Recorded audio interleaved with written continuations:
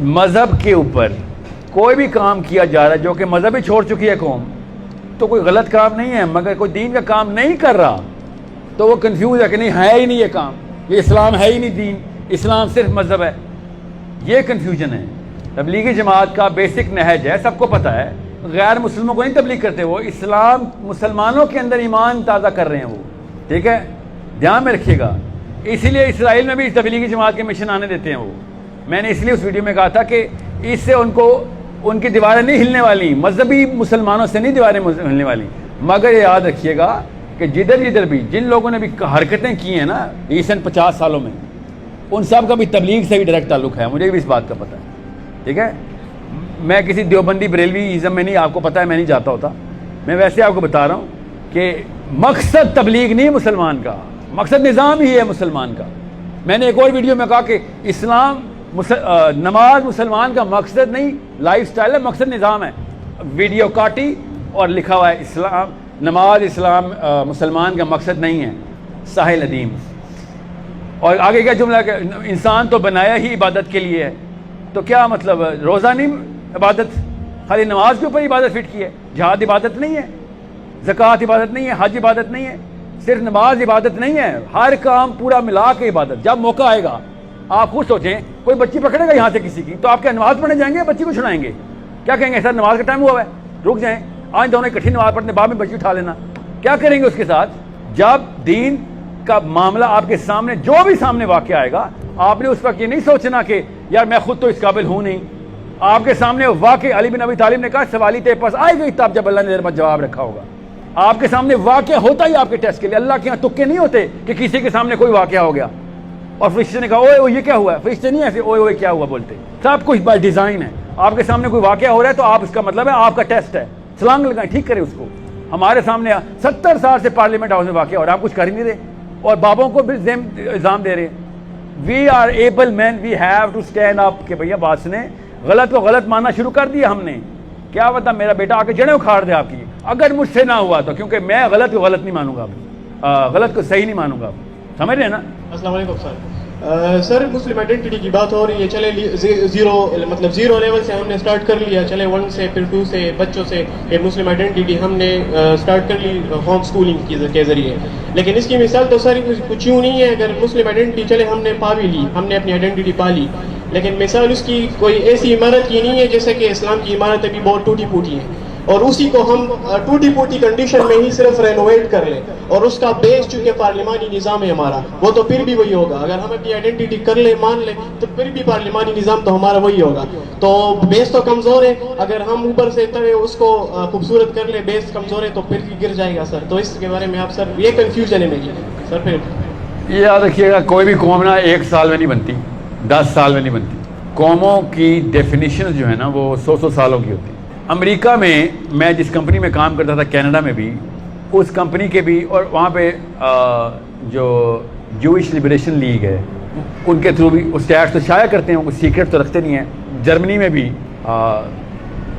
خیر امریکہ کا تو ہر بندہ اسرائیل کو پیسے دیتا ہے، ہر بندہ ٹیکس میں انکلوڈ، جرمنی اپالوجی ٹیکس بولتا ہے اس کو، ہر جرمن کچھ بھی کرے گا اپالوجی ٹیکس اسرائیل کو دے گا۔ بہرحال جتنا بھی یہودی ہے نا جو کہ ایکٹیو ہے، کسی پاور میں آ گیا ہوا ہے، وہ اسرائیل کو فنڈ کرتا ہے، کس لیے؟ امریکہ کے پارلیمانی نظام کے لیے۔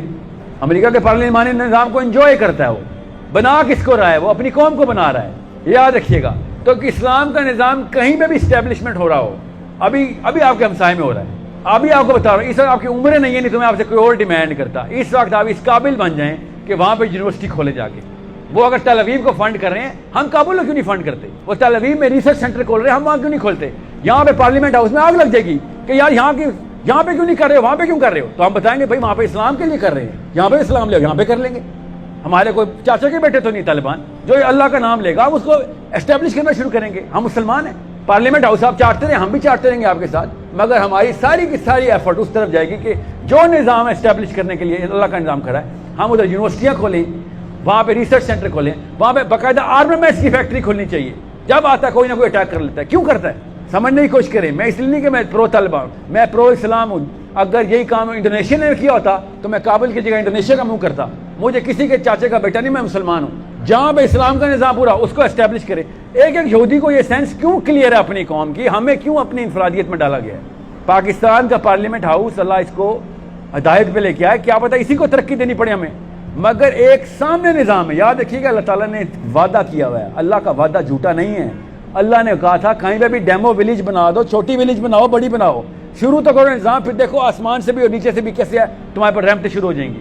آپ کیا سمجھیں فوقہم تحتہم کیوں بول رہے ہیں اللہ تعالیٰ قرآن پاک میں؟ ایگریکلچر, معدنیات, ایون سپیس, کیا پتا فوقہم سے اللہ کا کیا مراد ہے. اللہ یہ والے بادلوں والے آسمان میں نہیں ہے, کیا پتا کیا اسٹیبلشمنٹ ہو. اللہ تعالیٰ بار بار 26 دفعہ وعدہ ہے قرآن پاک کہ جس دن تم نے نظام اسٹیبلش کیا اقامت دین. یہ پوچھیں کسی مذہبی سے کہ اقامت دین کا مطلب بتائیں, وہ کہے گا نماز با جماعت ہوگی اقامت دین. سیریسلی پوچھیں کیوں؟ کیونکہ نماز سے پہلے نہیں اقامت پڑھتے. یہ حالات ہیں پاکستان میں اس وقت, اس لیے تو غصہ آتا ہے کہ تیرے پاس تو قرآن تھا.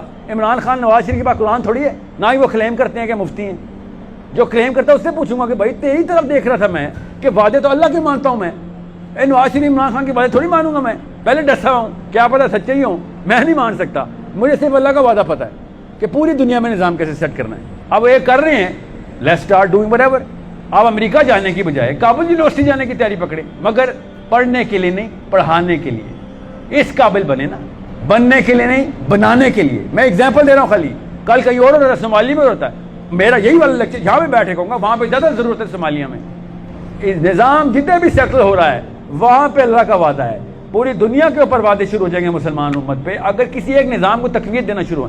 آپ سمجھ رہے ہیں اسرائیلیوں کے تکے لگے ہوئے ہیں, اتنے لکی قوم ہے وہ کہ جب موقع ملتا ہے ان کے پاس سارا کا سارا انتظام ہوتا ہے, اور قوم کا سپورٹ کہیں جا رہی ہے, ان کی ہر یہودی سپورٹ کہیں جا رہا ہے ان کا. جب کوئی پٹائی ہوتی ہے پھر کھڑے ہو جاتے ہیں. ہر 100 سال میں ان کو زیرو کر دیا جاتا ہے, پھر دوبارہ سے ٹاپ پہ. اس وقت کون ہے اس وقت دنیا کی پاور؟ اسرائیل.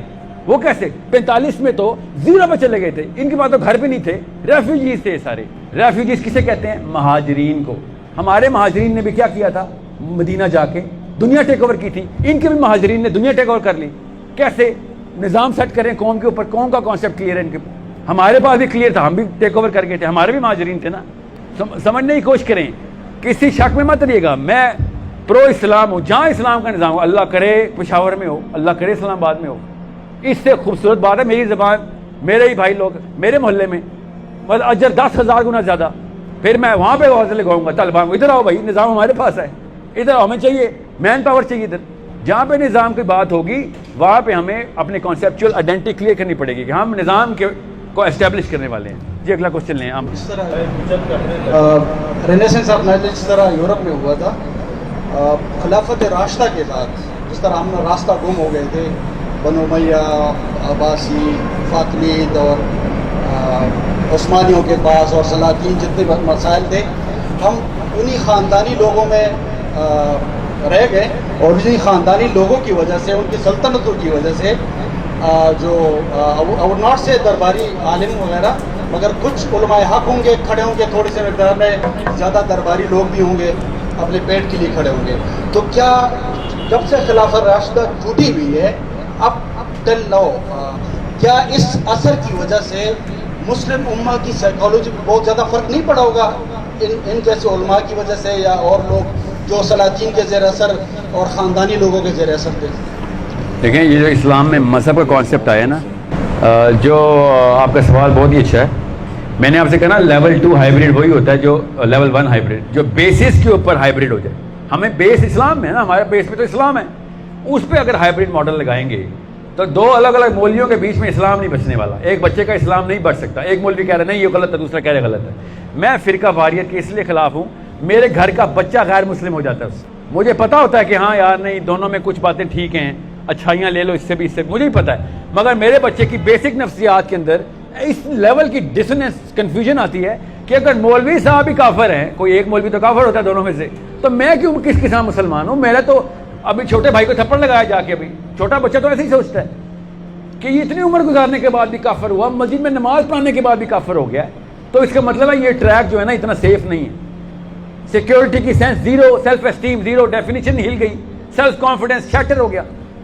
بہت دھیان میں سمجھیں اس بات کو کہ جن لوگوں نے, آپ نے بالکل کروڑ روپے کی بات کی ہے, کہ اگر بیس یا پھر بامبنگ اگر اسلام پہ کر دے گا میرے اسلامی کانسیپٹ کے اوپر, وہ بھی داڑھی والا مولوی, وہ بھی نماز پڑھانے والا, تو میرے پھر چانس بہت کم رہ جائیں گے بچنے کے. پھر ماں باپ کے بس میں نہیں رہتا بچے کو ریسکیو کرنا, کیونکہ پھر مین اسٹریم اس کے ساتھ ہوتی ہے, وہ بھی اسلام کے نام کے اوپر. کوئی باپ مفتی ہونے کا دعویٰ تو دیتا نہیں ہے, صرف مفتیوں کے بچے ہی بچیں گے. ہم تو یہ کہتے ہیں, مفتی صاحب سے پوچھتا ہوں, ابو وہ بچہ کہتا ہے ابو جی مفتی صاحب ہی نے تو کہا کہ آپ کافر ہیں, مفتی صاحب سے کیا پوچھنا ہے, مجھے تو پتہ ہے کہ ہم سب اب کافر ہو گئے. ہر بندہ اسلام سے ڈر گیا ہوا ہے, یہ پورے کلین کی وجہ سے. یہ کلین ہم سب کو پتہ ہے, فکر نہیں کریں.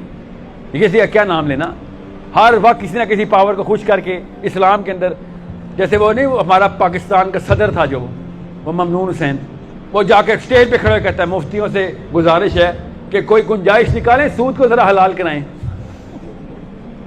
ایسا بزرگ اپنے خاندان میں ہیرو بنتا ہوگا, رشتے کرانے انکل سے پوچھ لیں, ممنون انکل سے پوچھ لیں, اپنے وزڈم بھی دکھاتا ہوگا اپنے خاندان میں.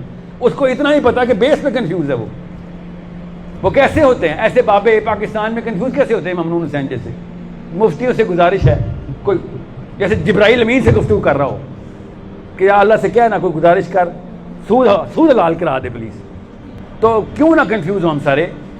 اگر پچھلی جنریشن اس لیول پہ کنفیوز تھی, اس کی جنریشن, تو ہمیں بھی وہی والے مولوی صاحب ملیں. آپ کو پتہ ہے میں ایسے مولویوں کو بھی فتوے دیتے دیکھا ہے کہ جو مطلب ایک بندے نے ڈائریکٹ بتا بھی دیا کہ سود کی انکم ہے, اس نے کہا کہ اگر اس کو ایسے کر لو تو یہ حلال ہے, اگر اس کو ایسے کر لو تو حلال ہے, کہ اگلے کو خوش کر لے کیونکہ فیس لی ہوئی ہے. مطلب اگر اسلام اتنا سستا ہو کرے گا کوئی بندہ, تو سب سے پہلے تو اس کی سرزنش ہونی چاہیے نا. سو بات بہت درست ہے کہ پھر کیسے پہچانے کہ بھیا ہم کیسے پہچانے. ہم تو مولویوں کے مرہون منت ہوتے ہیں, قرآن تو اس کے ہاتھ میں.